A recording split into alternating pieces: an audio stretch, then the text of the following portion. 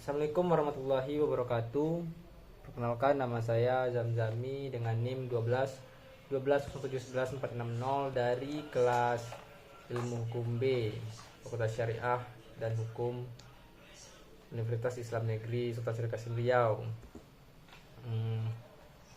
Pada video ini saya ingin menjelaskan makalah mengenai area dasar laut internasional. Video ini dibuat untuk memenuhi tugas ujian akhir semester mata kuliah hukum laut dengan dosen pengampu Bapak Dr. Muhammad Darwis, SHMH. Baiklah, saya akan mencoba menjelaskan pengertian dari area dasar laut internasional. Area dasar laut internasional adalah dasar laut, dasar samudra, dan tanah di bawahnya, di luar yurisdiksi nasional. Kekayaan dasar laut internasional adalah segala kekayaan mineral yang bersifat padat, cair, atau gas di area atau kawasan atau tanah di bawah dasar laut, termasuk bahan polimetalik, yang kemudian semua hasil dari kekayaan dari area atau kawasan tersebut disebut mineral-mineral. Apabila terjadi permasalahan mengenai pengelolaan dasar laut internasional, maka telah dibentuk suatu kamar sengketa dasar laut yang merupakan bagian dari Pengadilan Internasional Hukum Laut, atau disebut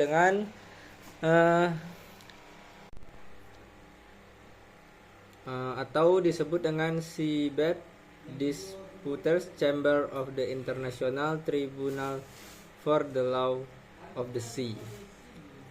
Pada Laws Convention tahun 1982 mendefinisikan daerah dasar laut internasional sebagai berikut.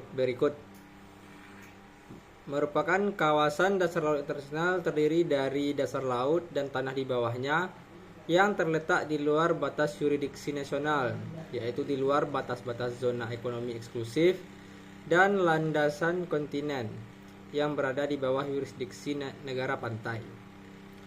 Konvensi Hukum Laut tahun 1982 mengakui hak negara-negara untuk melakukan klaim atas berbagai macam zona maritim dengan status hukum yang berbeda-beda, yang dibagi sebagai berikut.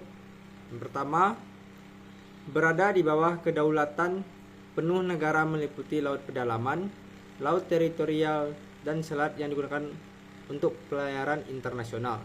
Yang kedua, negara mempunyai yurisdiksi khusus dan batas, yaitu zona tambahan. Yang ketiga, negara mempunyai yurisdiksi eksklusif untuk memanfaatkan sumber daya alamnya, yaitu zona ekonomi eksklusif dan landasan kontinen.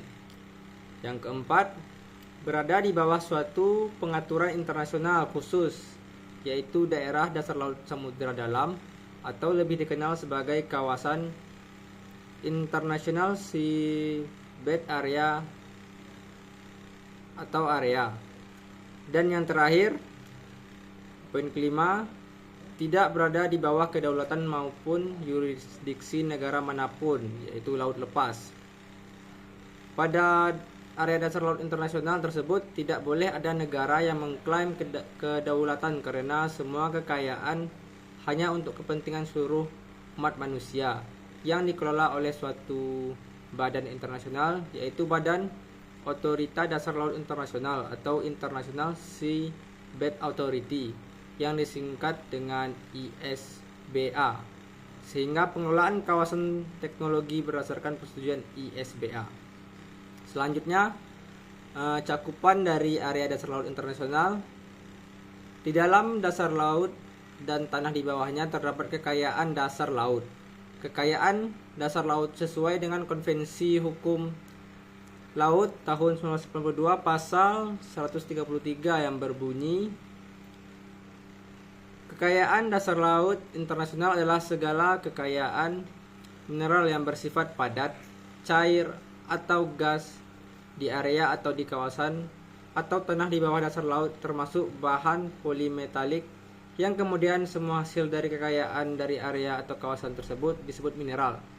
Dengan demikian, di kawasan dasar laut internasional ini tidak terdapat kedaulatan negara maupun hak-hak berdaulat suatu negara secara eksklusif.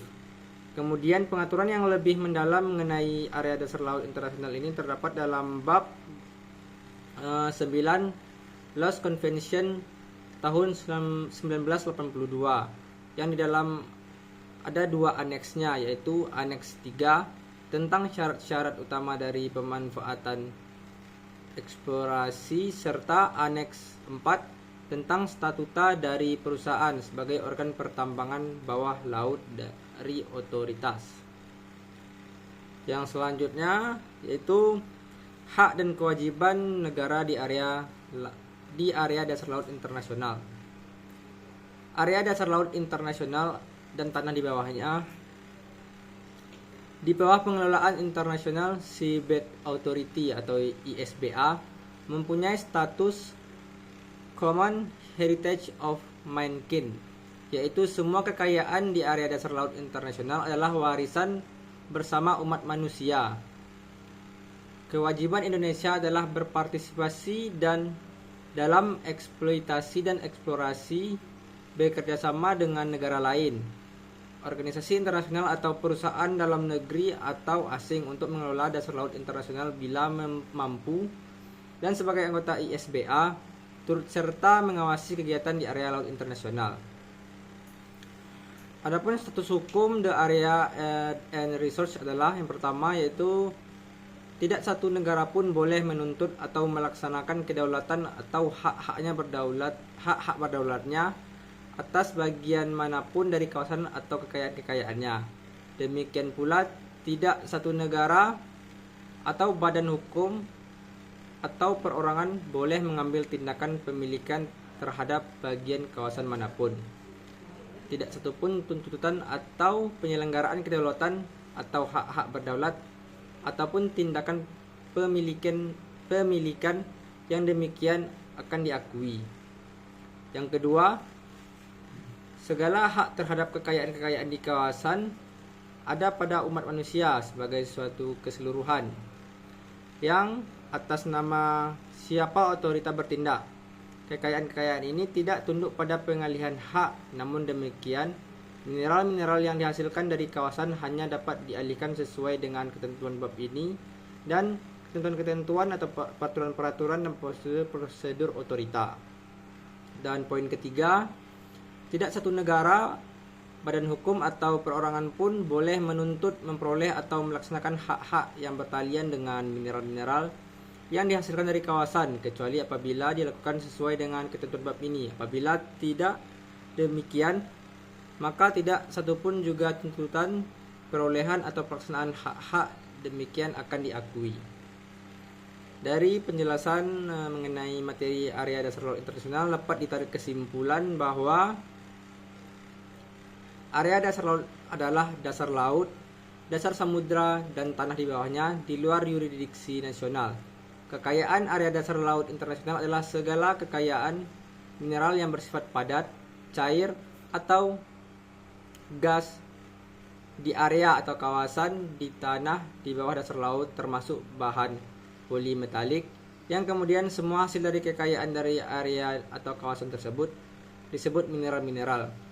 Apabila terjadi permasalahan mengenai pengelolaan dasar laut internasional, maka telah dibentuk suatu kamar sengketa dasar laut yang merupakan bagian dari Pengadilan Internasional Hukum Laut, atau disebut juga dengan Seabed Disputes Chamber of the International Tribunal for the Law of the Sea. Mungkin demikian penyampaian atau penjelasan mengenai makalah area dasar laut internasional dari saya. Apabila ada kekurangan dan kesalahan mohon dimaafkan. Wabillahi taufiq wal hidayah. Wassalamualaikum warahmatullahi wabarakatuh.